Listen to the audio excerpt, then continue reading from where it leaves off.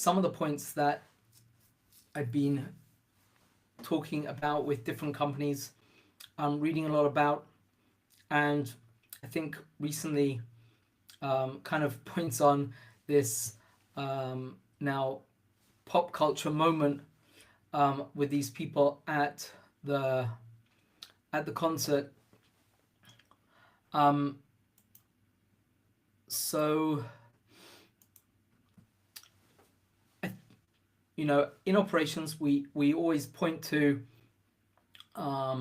processes and SOPs and all that kind of thing, but we don't actually get a chance to think about the impact that our communication styles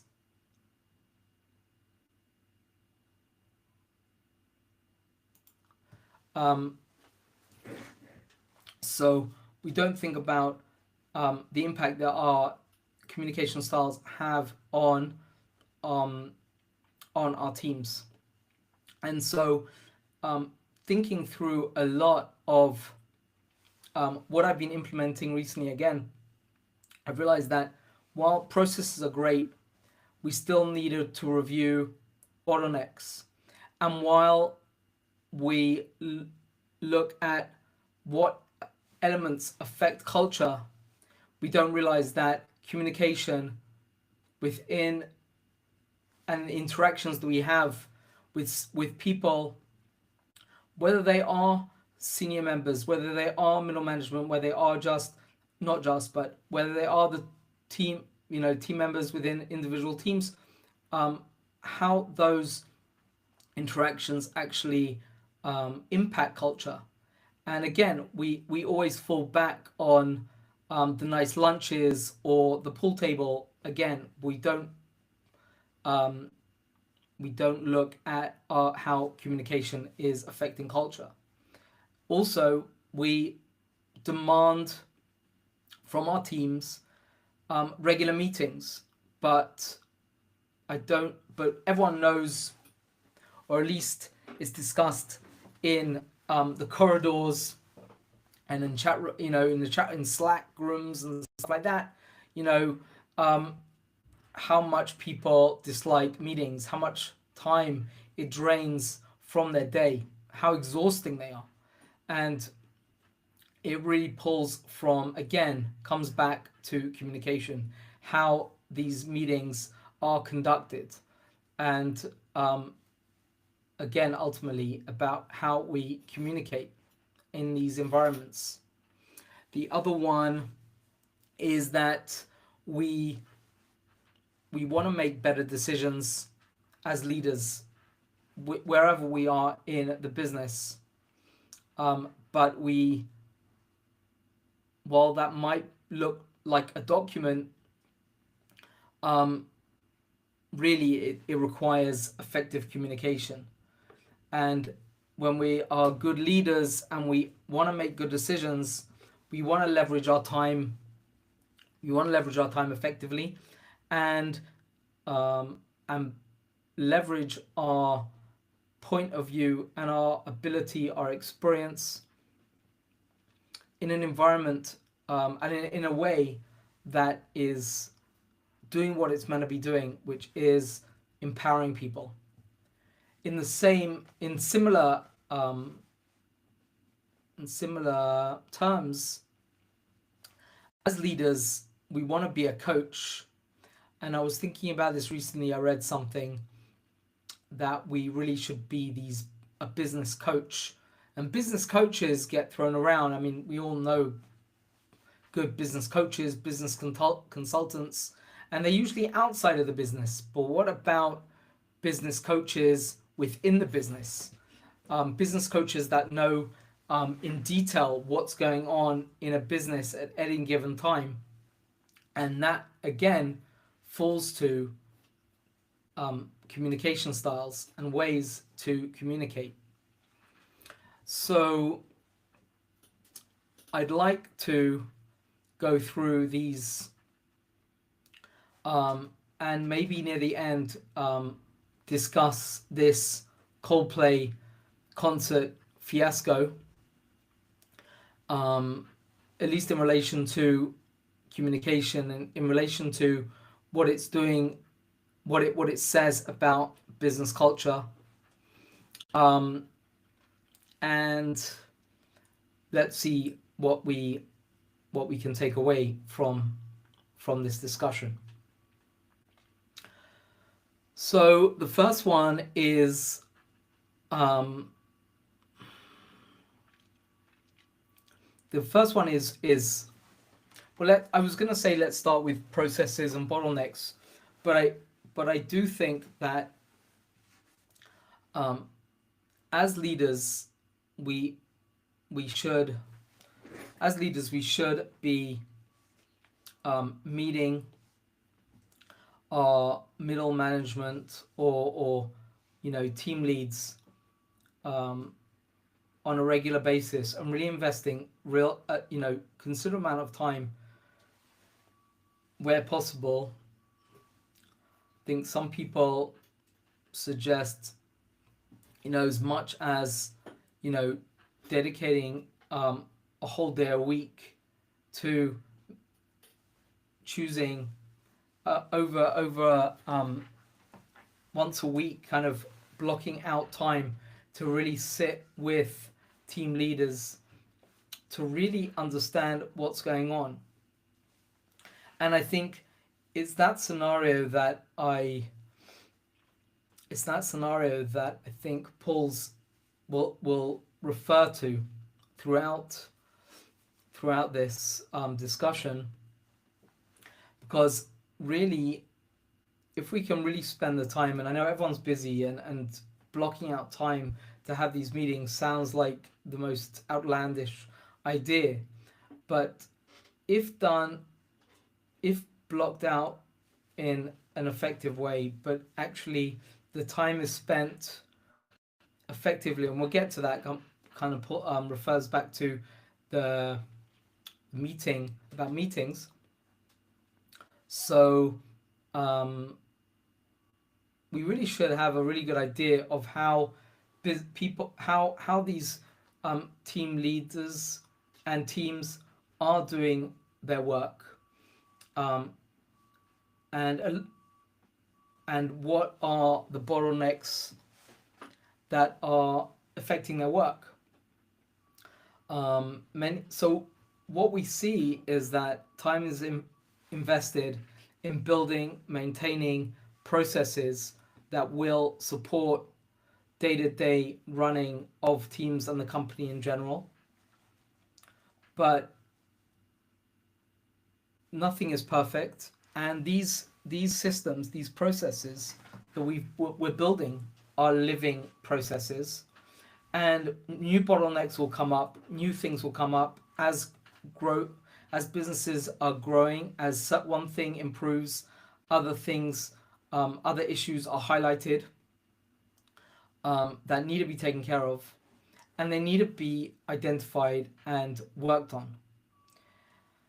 And while operations management, project managers might see some of these bottlenecks, at the end of the day, discussion around how things are done are imperative and need to be understood as in context of the goals and results that we're looking for, which again isn't necessarily tied in directly to communication, but we want to have these really meaningful interactions about how things are run.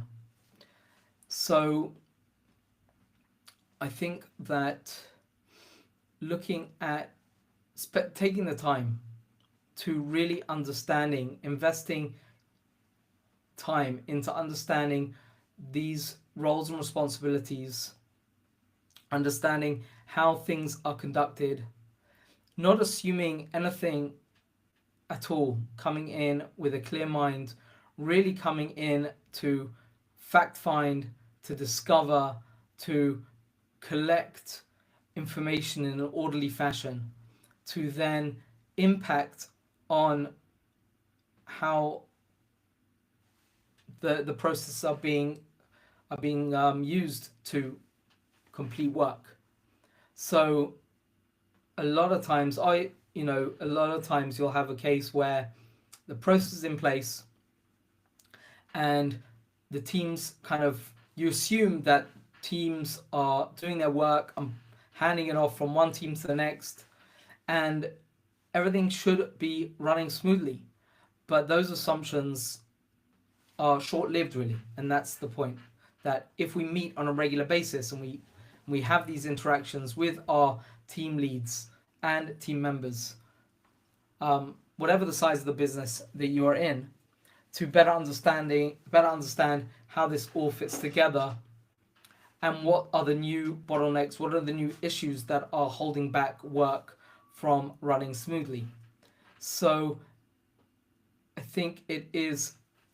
So that's the first thing that I would say. The second thing is culture. And actually, we're not going to do culture. We're going to do meetings first, because we started off talking about meetings in general, about how I think that senior leaders and team heads, or people managing groups of people, should be meeting on a regular basis. And by meeting on a regular basis, you can, as a leader, impart your knowledge with them, and they can share, again, bottlenecks, issues, whatever it might be. And I think the next step would be to really just talk more about how meetings should be conducted overall. So I really think that, again, the amount of time that can be spent on meetings, the energy, the fact that when people, after a meeting, it takes them some time to kind of reorganize themselves, reset their mind, and get back to whatever they were doing before the meeting. So those meetings really need to be seen as an incredibly valuable but expensive resource, an expensive period of time.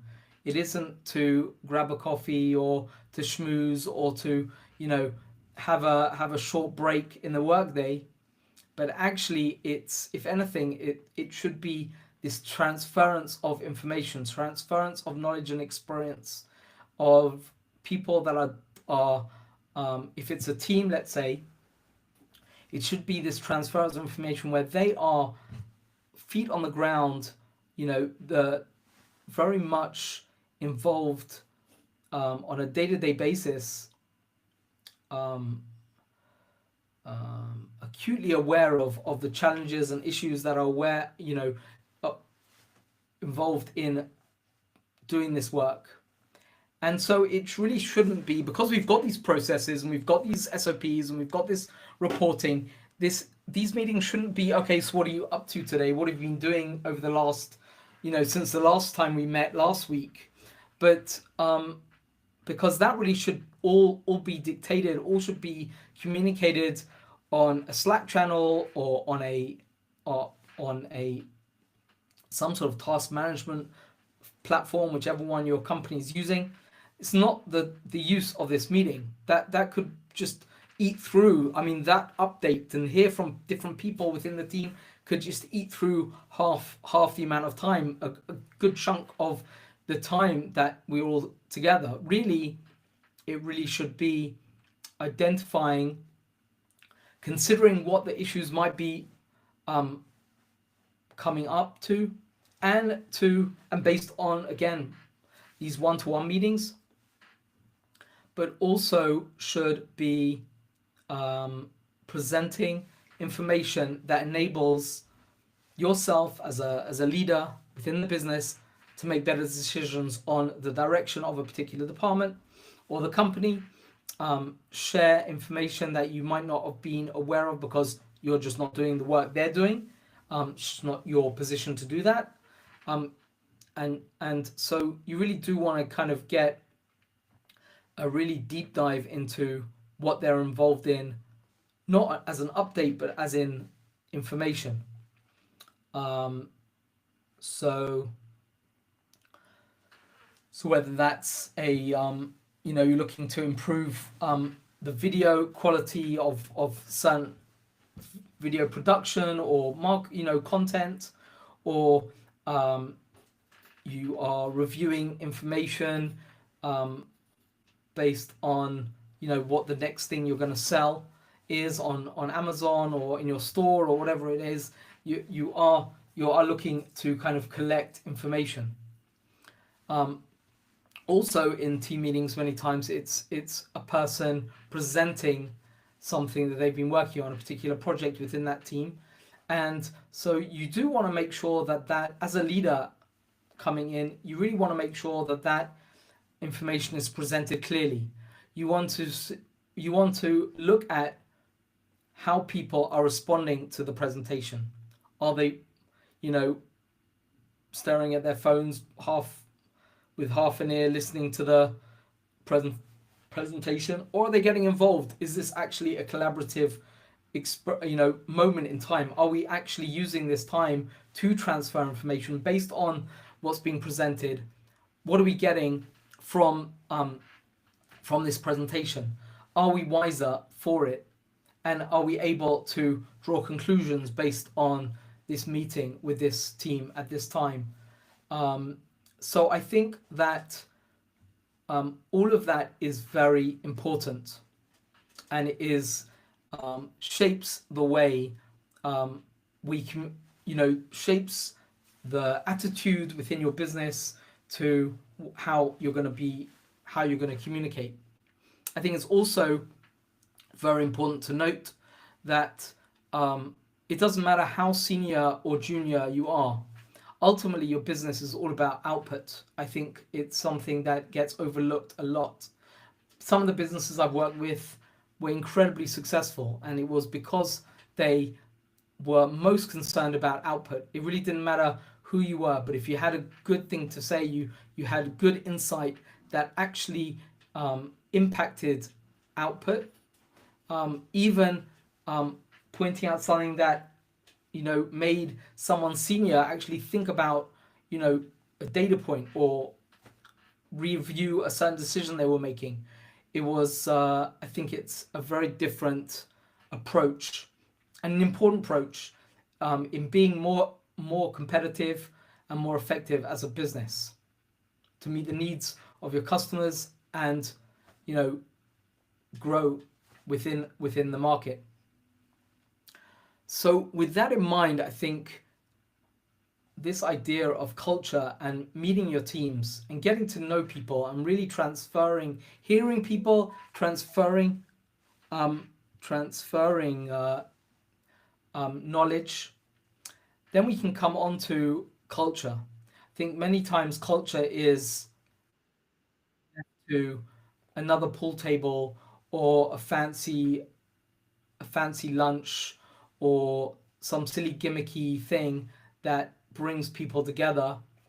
But if it doesn't actually change the way people feel about their place in the business, then you kind of lost it.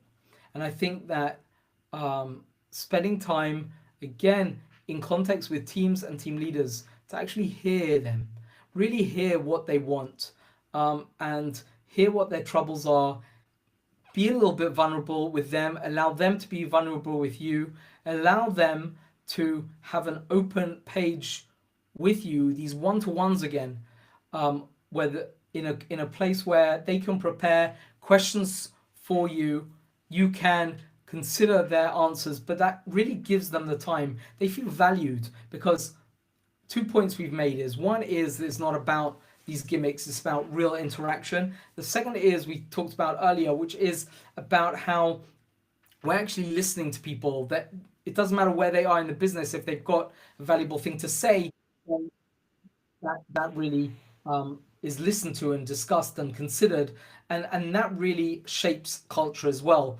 People,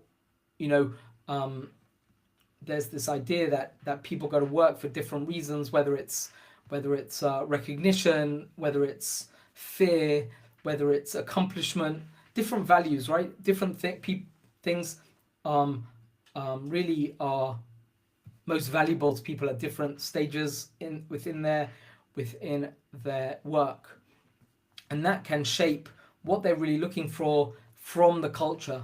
And yes, the pool tables and the fancy stuff is all nice, but when it's only nice when the core elements within a strong culture are there as well. One without the other is really just airy fairy, and you don't really have much of a culture at all. So that is really important. The other one is the coaching, and I think as leaders and as coaches, it starts from the onboarding process when we first hire someone, to trying to work out how they feel about their, whether it's their first week, their first month, their first year within your company. How do they feel about their place in the company? Are they still just worried about themselves? Are they finally feeling more invested and more connected within their business, within the company they're working for, within their role, and therefore you can push them forward, and you can encourage them. You can encourage them to exceed kind of the ceiling that they thought they had for themselves in terms of achievement and results and accomplishment within the company. And I think that really, again, all of this together, whether the one-to-one team meetings that are really effective, a strong culture where you're really communicating and really understanding what people actually want, what perks they actually do want. Maybe, God forbid they should go home, early, based on hearing about their family circumstances or something like that, but really having an understanding of where they are. But that kind of thing in relationship to, obviously, but having a good relationship with people allows you to be a really good coach and coach them on.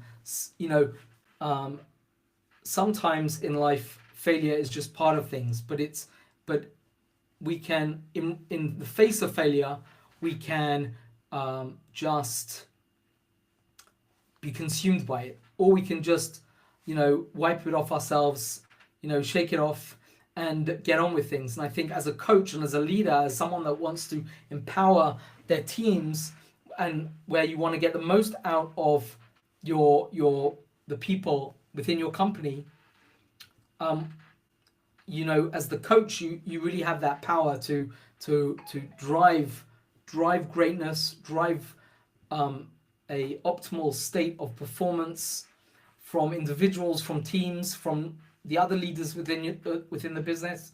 So there is, while we can fall back on the business handbook and the processes and the SOPs, meaningful interactions are really where it's at. And I think really separate when these things are implemented, not as just like a quarterly training session, but actually taken, absorbed, and used on a day-to-day basis, that shapes interactions between teams, between individuals, between leaders, can have an incredible impact in terms of stability, growth, and opportunity. Because when everyone's in the same boat and they feel they're in the same boat, and they're actually all riding to get the next, reach the next target, the next point, then you have a company that really can flourish and reach greatness. I hope this was helpful, and I'll see you next week on my now weekly Monday LinkedIn Lives. Have a great day.